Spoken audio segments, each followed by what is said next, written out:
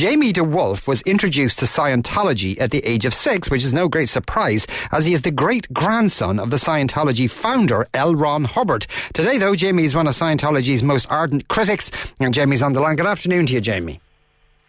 Hey, how are you? At the time you learned about it, did you know that L. Ron Hubbard was your great-grandfather? Absolutely. I mean, he was always a childhood inspiration, basically, as a writer and as just sort of a literary figure. I had always gotten books from him on Christmas and my birthday, and he was in every bookstore I walked into. And as a young child, I was very aware that L. Ron was my great-grandfather, and he was an inspiration to me. I would sit and type away on books, write my own stories with his next to mine on the shelf, and it wasn't until a little later that I started to realize that he was something far bigger than just a science fiction author. Yeah. At that point, my grandfather was still alive, and it was definitely a dark horse that you never wanted to bring up in the house. And I was cautioned often to not talk about it. Right, okay. So but there was a period, I suppose, when you just thought that your great-grandfather was a writer rather than somebody who then went on to found what could be called a religion. Right. He was simply a fantastical character who had come up with all of these amazing stories and narratives, and that was the main inspiration that I had. Yeah. And I had to discover someone on my own in the early days of who he truly was, and it was kind of unmasking that as well. And I started asking more questions. Now, your grandfather, L. Ron Hubbard's son, who seemed to run Scientology after he died, and as you say, he was somebody who was in your life and seemed to be a very sweet granddad.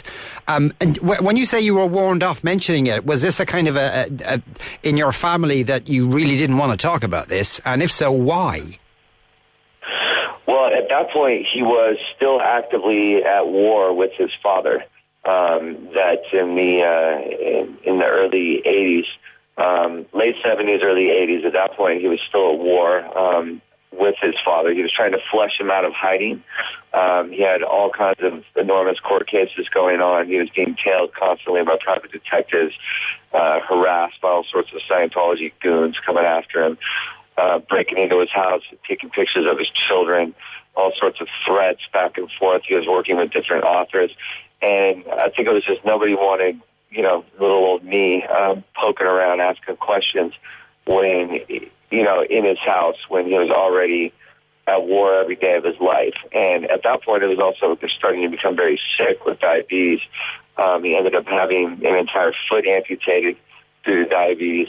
And he was a man who was just constantly in the trenches and, really at war with his own father, a man who had the same name as him. And they basically battled till his dying day. And then when his father died in hiding. And he had to kind of deal with that and then also deal with this entire militaristic apparatus that his father had created to defend him that kept on attacking him even after his father's death.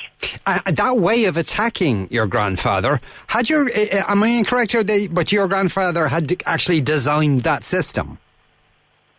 Yes, he was actually one of the first sort of Scientology goons, I guess you would describe it as, that he bullied people, he beat people up, he intimidated them. He basically helped design what's known as a fair game policy on how to destroy your opposition and how to go after people who are trying to defect, and using blackmail and using harassment. And so later, when he himself came out against the church, he would warn people, he's like, this is exactly what they're going to do. And people are like, well, how do you know that? And he's like, well, I basically wrote this playbook. This is what they're going to do. They're going to come after me, and they're going to threaten me, and they're going to try to blackmail me, and they're going to tap my phone. These are all elements that were part of their basic guidebook that he helped design with his father. So none of it was a surprise to him. And you can see that in a lot of his interviews. He just had a certain weariness about it because he himself had designed his own fate in a way. And in terms of how it was run, the organisation was run, and who was profiting from it, did he witness these kind of legendary boxes full of cash in his father's bedroom? Absolutely. Yes, he was part of the very, very tight inner circle, and his father trusted him to a degree. And it was impossible at that point for him not to bear witness to a lot of that. Dianetics and Scientology was in a very early phase. And before they kind of went on a world domination tour, which was pretty much in the later 70s, this is when, in the early 50s, when his father was just making truckloads of money. Cash is coming in envelopes every day. And he absolutely saw his father's MO and his way of hiding and his way of taking cash and running. And also his father was a lot more open about his roots to hypnotism and Aleister Crowley, black magic, and all of this crazy stuff that sounds so far-fetched now, but has been proved over and over again and documented. And he was a lot more open about that with his son. At that point, there was a kind of a sense that maybe someday he would take it over, and that obviously didn't happen, and it completely went another way. How are they then treating you, the Church of Scientology? Well, it's been strange lately because the first time I spoke out about him, it was in the year 2000, they immediately came after me. I'm talking like I had a recording that I did at a small show that was put online, and they immediately came after me. They showed up at my door. They tapped my phones. I had private detectives following me. They're all over me. And now these days, they have kept me at a certain arm's distance, thankfully. And I think some of that is just the fact that they don't want to inflame, already a narrative that they don't want aired. I think that the whole story of L. Ron Hubbard Jr. is incredibly embarrassing to them and is very dangerous territory. They certainly don't want their followers to be focused on the idea that there was another man named L. Ron Hubbard who was also a Scientologist, and they ended up coming out after to attempt to tell the truth about who his father really was. It makes for a very dangerous narrative, and I think that they, in general, just wish that I would go away. So, at this point, I'm sticking a toothpick in the face of a dragon, and a lot of it is I just don't want to live the rest of my life and not bring what I know to light, because the world needs to know who he actually was, and in general, he's the fulcrum, he's the source of everything, and even though he's dead, they're all just administering his same policies, his same protocols, and they're basically executing the wishes of a dead man at this point. Yeah. And the world needs to know who L. Ron really was, and know who he was is not as a man, not as a myth, but as who is actually the man behind the godlike adventure, world explorer, Leonardo da Vinci, misunderstood genius persona that he's created, and understand who he really was. Because if you understand who he really was, everything falls apart.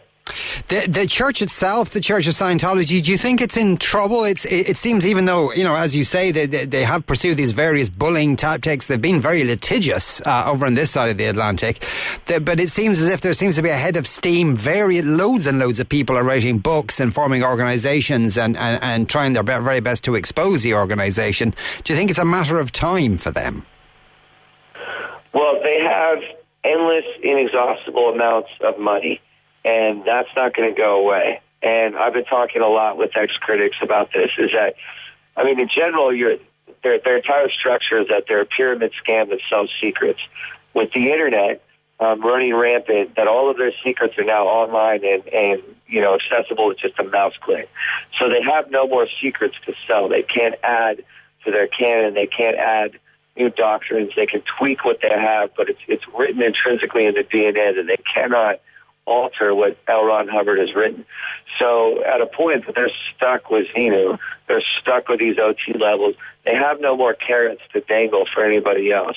And so when all of your secrets are out in the open and people can make, their own critical form of thinking, that this stuff that used to be only given to you in a briefcase, handcuffed to your wrist, and led to a special room where you could open it up and then discover about Xenu, is that these days you can just find out about it from a South Park episode. So it's incredibly damaging to their recruitment policy, their ways of trying to explain to people that this is a new form of modern science. It has nothing to do with aliens. It's, come and take the first step. First hit is free. It damages that entire indoctrination process. However, that money isn't going anywhere. And so that's incredibly difficult to deal with because they have an endless arsenal of private detectives and lawyers.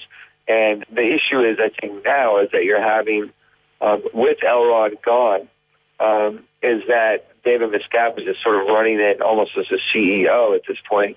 And he doesn't have the swag or charisma that Elrond did, and he doesn't pretend to. And the problem is, though, is that when you have this finite line of secrets and finite levels of your video game of supreme, omnipotent, and superpowers, is that when you have people reaching OT level 8, which is really the eye of the pyramid at that point, you're basically supposed to be an invincible super being at that degree. But there's no steps past that. Tom Cruise is as high as you can possibly go. There's nowhere else to go.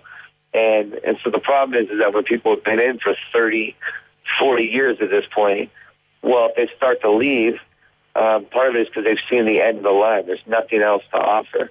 And I think what's happening now is that they're at this dangerous end game where they have no more secrets to sell, but they have this money, this power, this fear, this entire oppressive air about them.